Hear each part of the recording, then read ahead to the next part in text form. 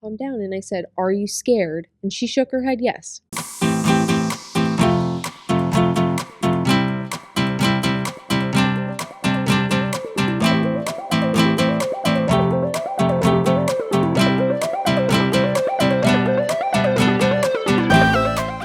Welcome back to Fishing Without Bait, a lifetime without definitive expectations, where we offer stories of how a person got here from there, and usually with stories of courage and resilience.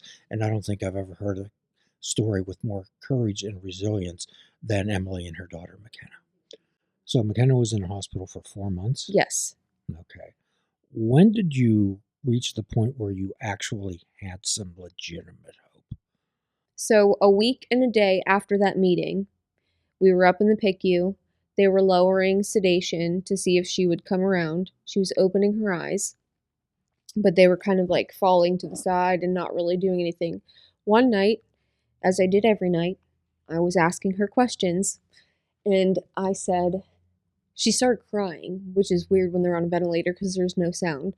And I was like, "It's okay, Kenny, calm down, calm down." And I said, "Are you scared?" And she shook her head yes. And that was the first sign of anything going on in there. And she shook her head yes. And I said, "Can you see?" And she shook her head no. And then I touched her right thigh and I said, "Can you feel this?"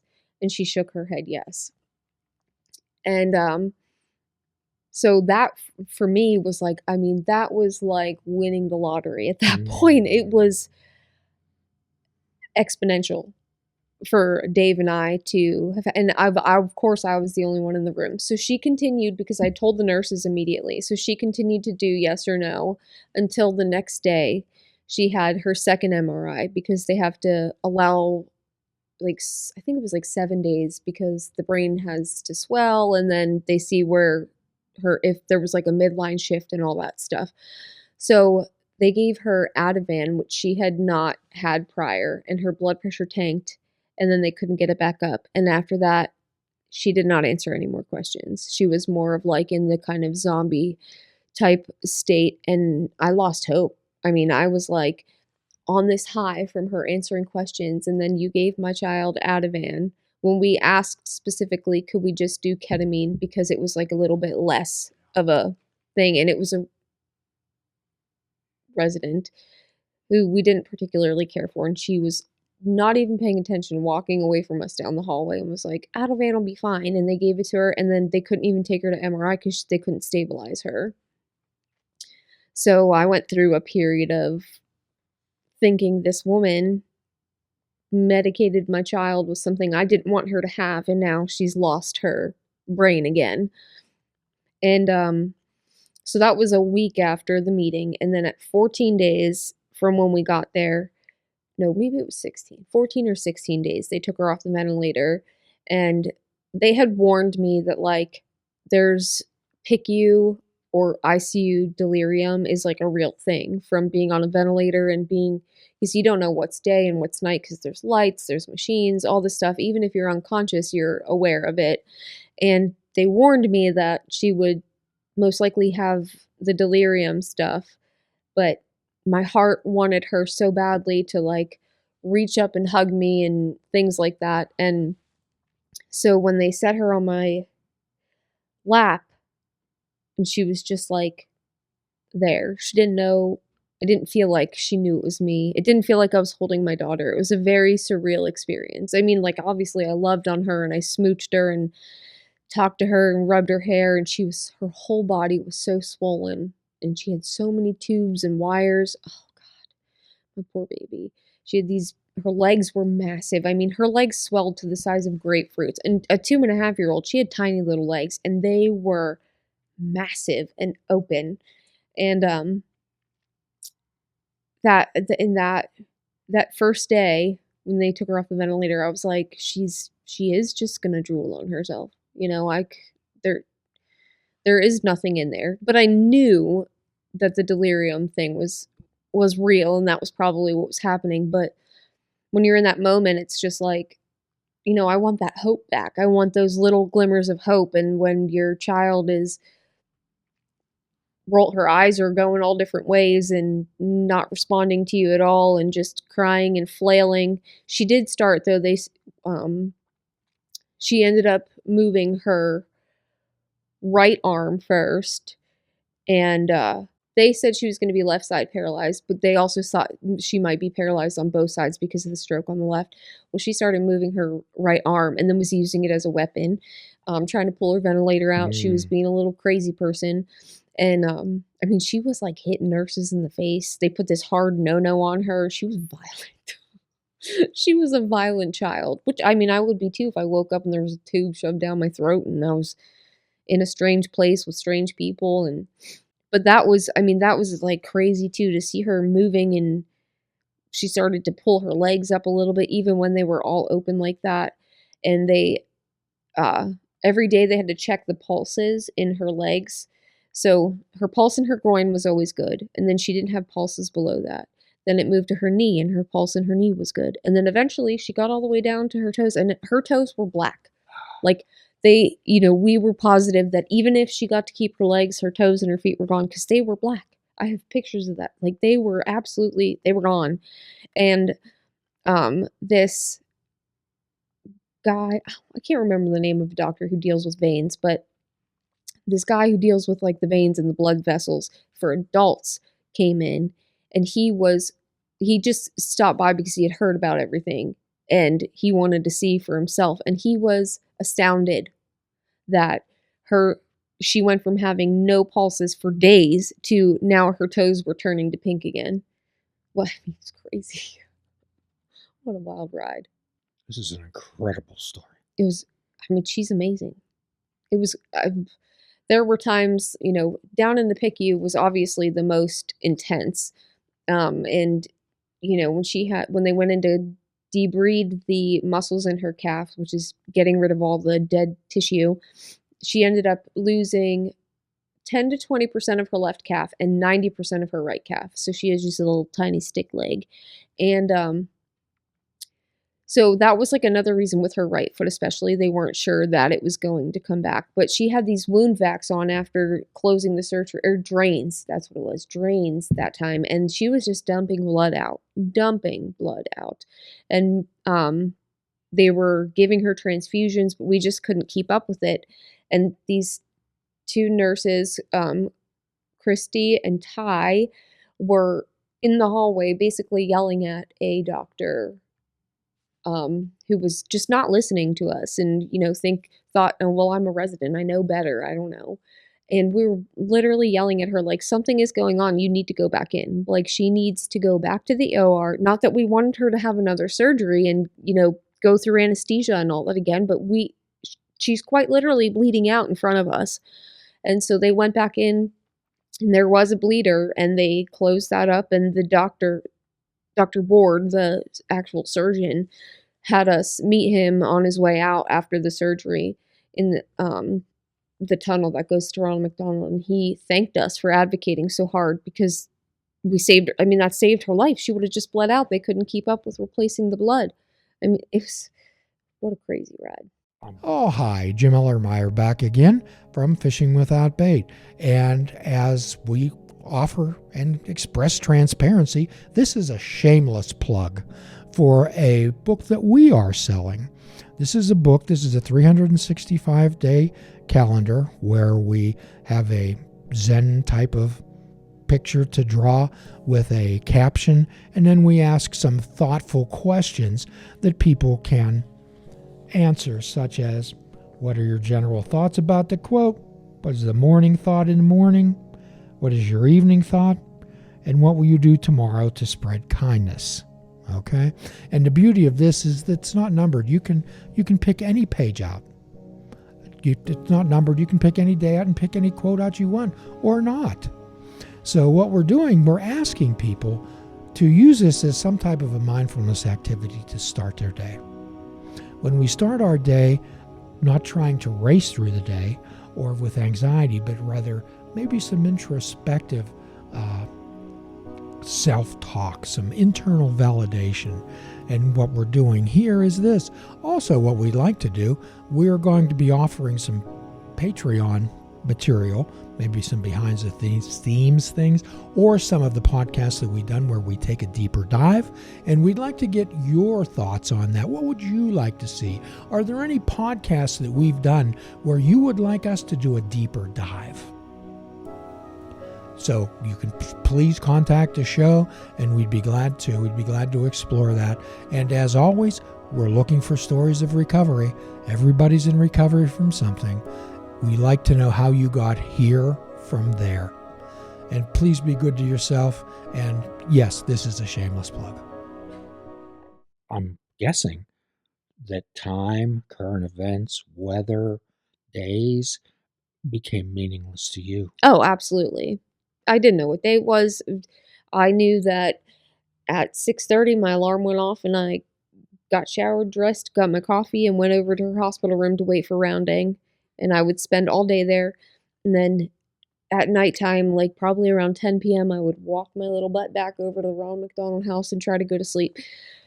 It was, you kind of get to be like a robot. Like you just get up, go over there, do your thing, and I would read or do whatever, and the kids were coming to see us, the older two, and staying with us at the Ronald McDonald House. So it's like all these like outside life things were happening too. And we just stayed there with her. We did not spend a night away from there until she came home. When did you get to have some glimmers of hope? So we got moved up to a regular unit after she was on that dialysis, and then we had to do a couple trials of her being off of dialysis and then just getting the hemodialysis, which will be like a one time a day thing. And so in order to move out of the PICU, she had to be able to do that. And so we tried her off dialysis. I think they tried 2 different times and it didn't work. Her kidneys just weren't turning back on. And then finally, that last time they did it, and she was able to, her numbers stayed stable until the next dialysis. So we were able to move up to a new unit.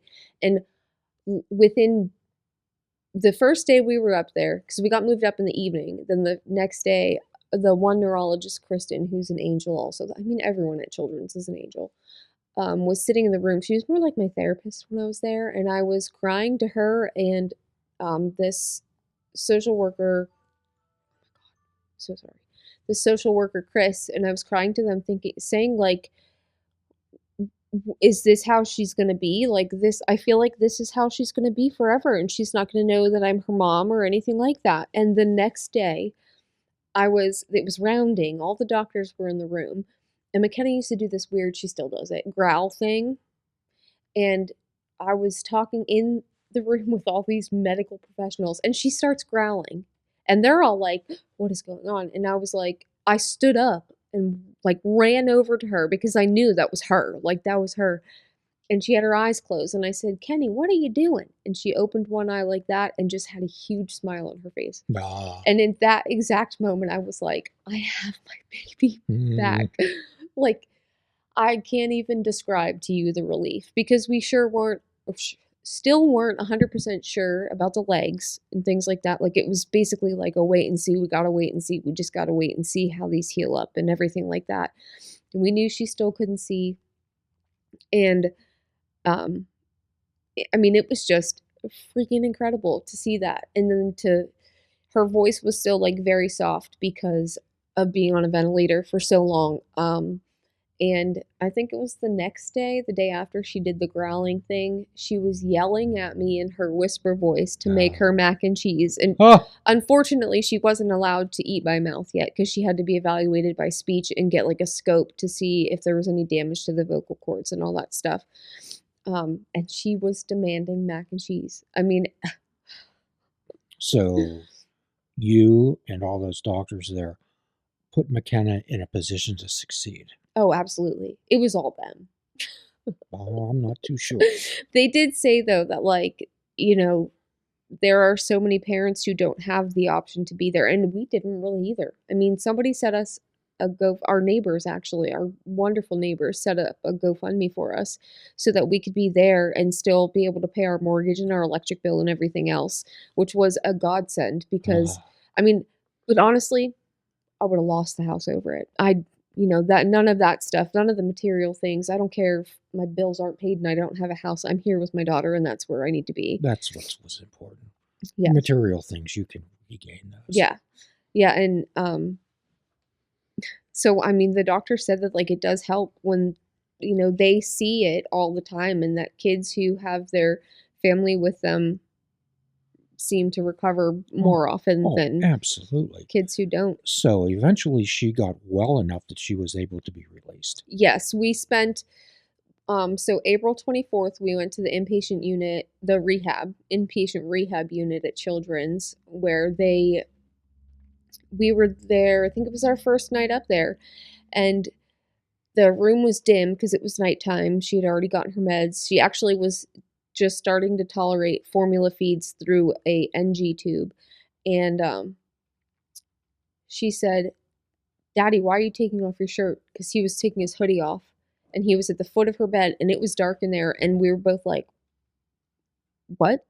Because she did start, like, kind of tracking, but we weren't sure if it was voices she was following as, like, we talked to her in the room and nurses were talking to her in the room and stuff like that.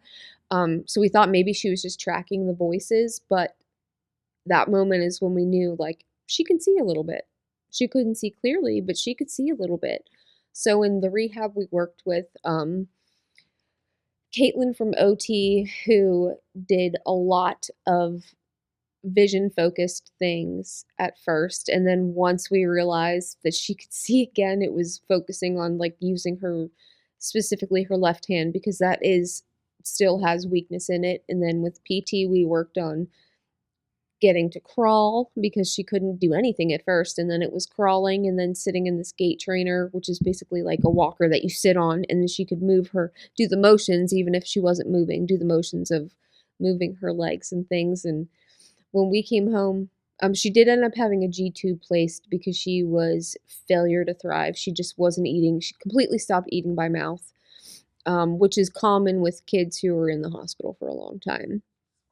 And so she got a G tube placed, and then when we were sent home with a brand new kid with all kinds of medical equipment and medications and stuff, and 10,000 follow-up appointments. But I'll tell you what, packing up that car to come home was the best feeling. Looking in the back seat and seeing my child in the back seat coming home with us with balloons. We ran into another complication which involved you and your daughter intimately. Yes. So her kidneys were working.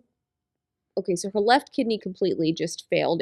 It's basically was dead in there from the gate, just because of how it was affected with having no blood. And then her right kidney was doing pretty well, but we did know at some point in her life she would likely need a kidney transplant. And around May of 2025, her kidney started to fail rapidly, and we found out at the end of May that she would need a kidney transplant. And immediately I knew it was going to be me. I didn't even know if we had the same blood type at that point, but I knew 100% with certainty that it was going to be my kidney she was getting. So we started the process for that. She had to go through all of this testing, and I mean, like, I think 22 tubes of blood for her, CAT scan, ultrasound, full body MRI, all kinds of things. So once she was approved as a good candidate for transplant, she ended up needing to be put on dialysis in the beginning of August because it was no longer safe to do a transplant with her kidney function at the level it was at, which was very upsetting because it was like we were kind of trying to beat the clock to where we could get a donor before she needed dialysis. But what we were waiting on is they initially told me I could not be a transplant donator because of my drug and alcohol use and complications from that. And I was like, that's not right. It's going to be me. Like, I don't even know what you're talking about. You're telling me I can't even apply to be her donor, and it's going to be me. Like, I don't know what you're thinking, but I'm going to be her donor. And so they looked at a couple, like, I had probably 10 or 15 people apply to be her donor. And I know 3 people who definitely were denied for whatever reason, because you have to go through, I mean, before you can even start getting testing done, you have to answer a bunch of questions on a phone interview and stuff like that. And those people all got denied. And I remember I was sitting at my dad's pool and this like random number called me, and I don't normally answer random numbers, but I answered because it said 412, and it was the adult transplant team calling me saying that they talked with the pediatrics, they talked with children's team, and because I was the whole time we were going to dialysis and all her kidney appointments, I was like, talking to infectious disease during her when she was having all of her testing done. I asked infectious disease, like, and every single person who came in the room, I was like, here's the deal. Will this keep me from donating a kidney? And they were all like, we've never had this before. I don't know for sure if, because the truth was I had Hep C that was treated in 2018, and she did not have the antibodies for Hep C in her blood. So their thought was, if we give her a kidney that has antibodies for Hep C, she will eventually get Hep C. And so they at first were like, we've never encountered this before. They told me an example about how a woman and her child were both HIV positive and they did that transplant, no problem, but that's a completely different scenario. And I was like, well, you guys are wrong because it's going to be me. I just know it's going to be me. And when they called me and they said, hey, we would like to continue with your evaluation for your daughter. And it was like, it's going to be me. And so I went through 29 tubes of blood, I think 7 or 8 hours of appointments in a 2-day period, x-rays, CT scan, ultrasound, and completed all that stuff. And I was like, yes, it's going to be me. It's going to be me. It's going to be me. Well, then they found a nodule opacity on my chest x-ray. So then they called me and they were like, hey, we can't because they have to bring whoever is evaluated goes in front of a board and they like basically vote whether you're, I had to go through a psych evaluation and everything. Yes. And they basically vote whether you're a good candidate or not. And they do it once a week. And if you don't have all your ducks in a row by Friday, you don't make it onto the next Wednesday's voting thing. So I had to get a CT of my lungs about this nodule opacity. So then I had to wait for an appointment for that. And then I had to wait 2 weeks for the results of that, which is why we couldn't beat the clock. But we were in dialysis when they called and told me that I was in fact going to be donating my kidney to my child. And that was in August. And I was like, great, when's surgery? And they said September 10th. And so, it happened so quickly. We'll be back next week to continue our conversation with Emily. And this is one of the most insightful, moving podcasts we've ever had. Please check out our website at fishingwithoutbait.com, where you can listen to the show, comment on our discussions, and find out where you can subscribe to our podcast. If you're interested in flying the colors of Fishing Without Bait, click the shop icon on our website. We have clothing, mugs, cell phone cases, and so much more. Show the world that you fish without bait. This show is a member of the Sorgatron Media Podcast Network. Find out more at sorgatronmedia.com.